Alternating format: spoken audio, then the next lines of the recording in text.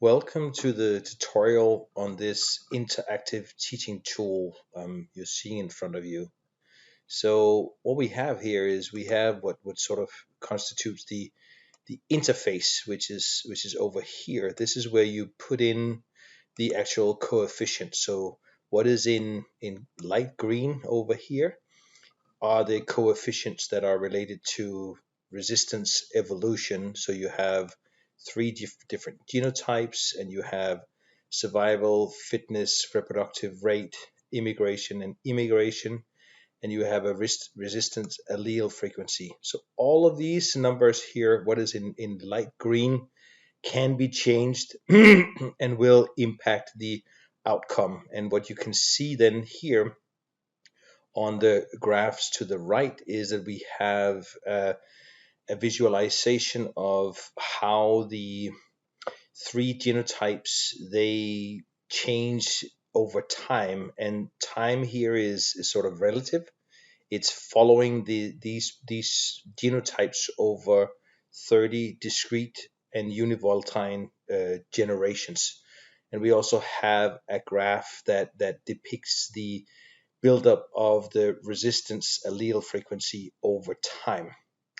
So, and down here in light blue, we have the coefficients that are associated with sort of the basic economics of integrated pest management. So we have the um, EIL, we have the damage rate, we have the treatment cost, and yield potential.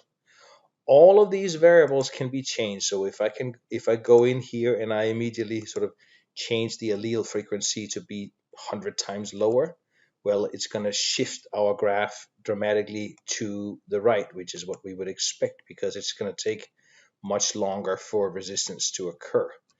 Um, so all of these variables will change, and you will instantly see an effect on each of these graphs over here.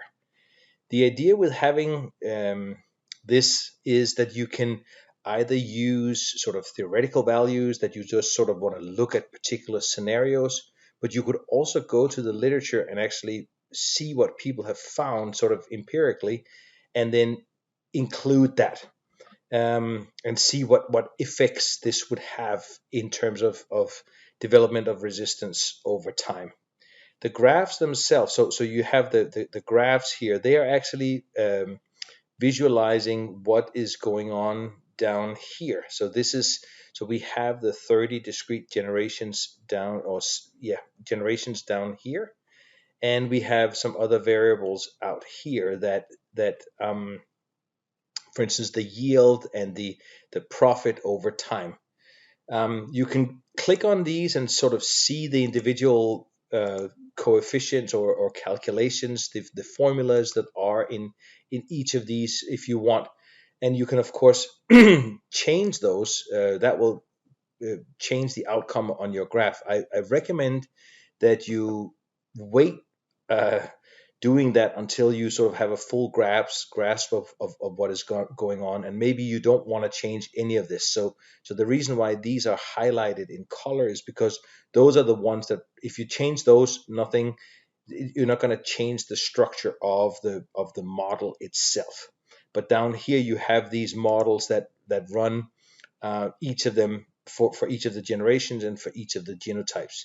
And you can see all of them are based on a logic statement. So they start with an if. And this is because it has to do with whether the EIL is the economic injury level is invoked or not. So because this at this current the EIL is set at 0, meaning that the mortality imposed by the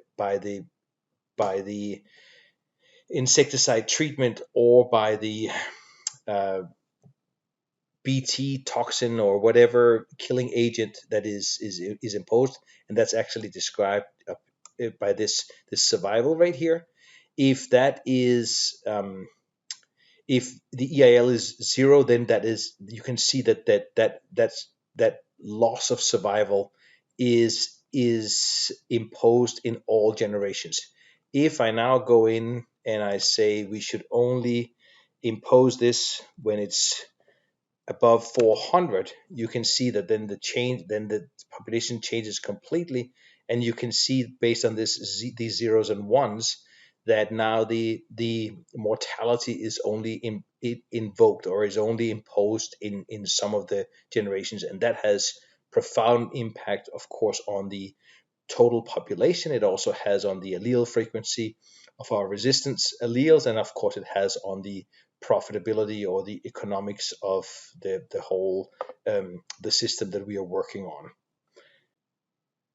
And of course, if we impose an EIL of 400, meaning that the killing will only take action, or the pesticide induced mortality will only take action when the population is above 400. We can also see that here now the treatment costs, which are these costs over here, they are only imposed when the population density, because you can see it's 412, so that's why, okay, we're going to kill it in this particular scenario, in this particular generation.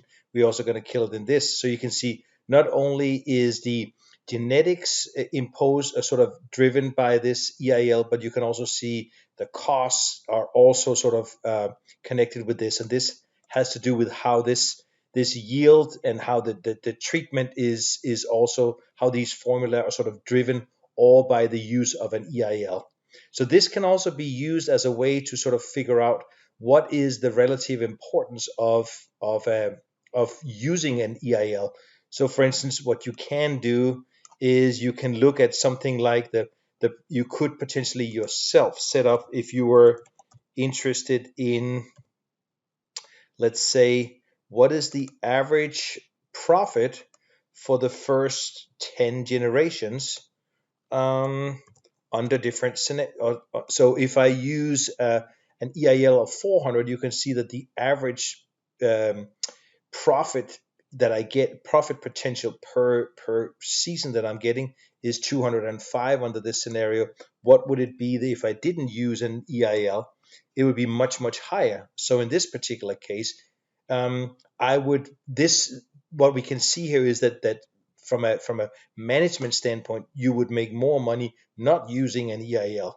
But there's then going to be scenarios where you can look into this based on what it costs to uh, make an insecticide treatment, what the potential yield is, and particularly the damage rate, which is the relationship between the density of your pest and how much damage or how much injury that pest is incurring on your crop.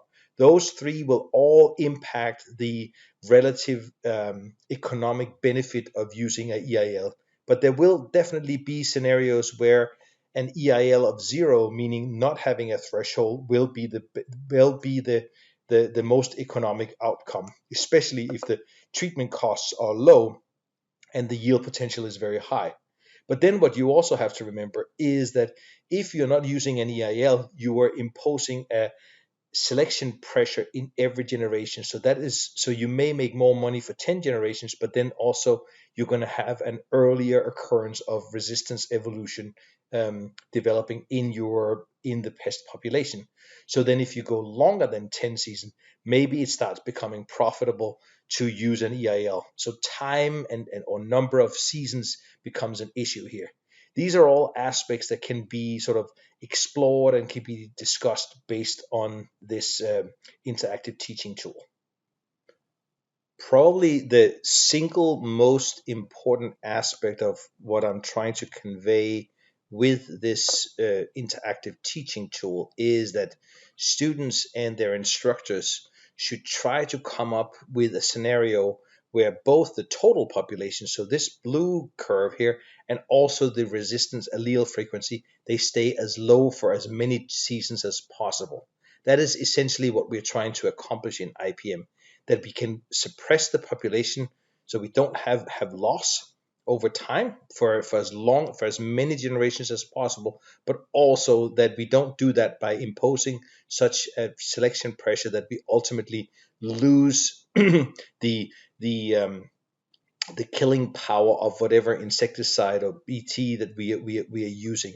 And what you will probably find is that is near impossible unless there is some fitness cost associated with the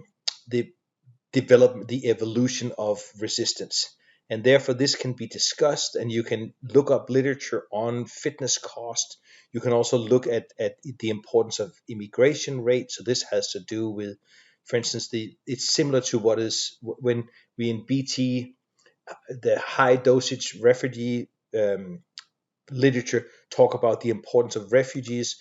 If we suddenly say that we don't have 2% immigration, so 2% of the carrying capacity, meaning 2% out of 1,000 individuals, so there would be 20 individuals coming in every season. So this is why you can see it starts at 20 right here, or close to 20, because of the Hardy-Weidenberg equilibrium. It's not entirely 20, but if we change this to 20%, which we could then see that we are dramatically changing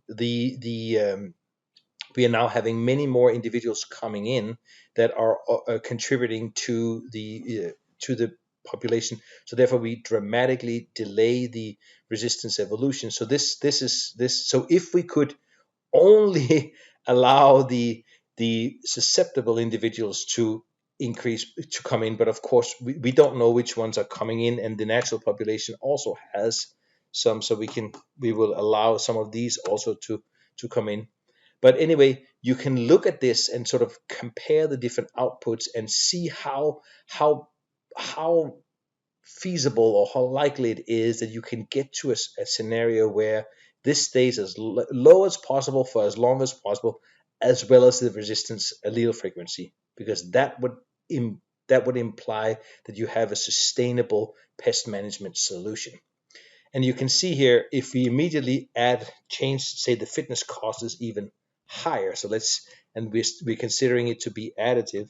So you can see we are really getting, we certainly expand on this, and if we went even higher. So, and I'm making it additive for the two, you can see now we are getting something. So this would be fantastic if we came up with a pesticide or an insecticide that, even though some of them are surviving, even though so there's only partial or incomplete resistance. If we have incomplete resistance and we have a very high fitness cost associated with evolution of resistance, well, then this becomes sustainable potentially, right? And we can see we're making money for many, many generations. But what if we then change this to be, say, 80%? So you can see now we're starting this. So we do need, if we of course call it 1, then we're back to square one, right? So if they can develop full resistance, it's going to be very, very difficult for us to envision a scenario where resistance won't evolve over time, and where we will ultimately lose the power of that particular killing agent, that insecticide, or that pyramid stack BT combination. So it is indeed just this interactive teaching tool clearly shows that, just like the literature is predicting that we can only consider this BT and other insecticide technologies sort of feasible over time, if we allow for immigration. So we need those individuals to come in, and the susceptible individuals to come in, and we need to have some. If we can kill as many of them as possible, that would be great. But that was not what I wanted. 5% maybe. So because we are not killing all of them, maybe if we are spraying insecticides, we are not getting exactly. We get full coverage. So some will survive. But if we have complete resistance, it's going to be very hard. But on the other hand, if we have incomplete resistance, and we have a high fitness cost, and we have a refuge or immigration coming in, we can keep this system sort of effective. We can keep it profitable for quite a while. So that's really what this sort of interactive teaching tool can be used to demonstrate. I'm not expecting this tool to be useful in accurately predicting many or probably even any of the real world scenarios, because there's a lot of assumptions that had gone into developing this. I have greatly simplified a lot of aspects of both the ecology, but also the sort of relationship between different variables, and made them linear, which they typically they will only be within a certain range. So this is it as a predictive tool of actual commercial conditions. This is not useful, but it is meaningful as a teaching tool to sort of show the overall trends in how these different variables interact, and which ones are the most important when we look at both resistance evolution, and we also look at the basic economics of pest management. So with that, please play with this. Tell me what you contact me if you have any questions, or if you have any suggestions to improving it, if you find any errors in it. This is meant to be sort of a work in progress. So I'm really looking forward to hearing back from you in any way. Also, if you find it useful. So yes, enjoy, and yeah, hope to hear from you.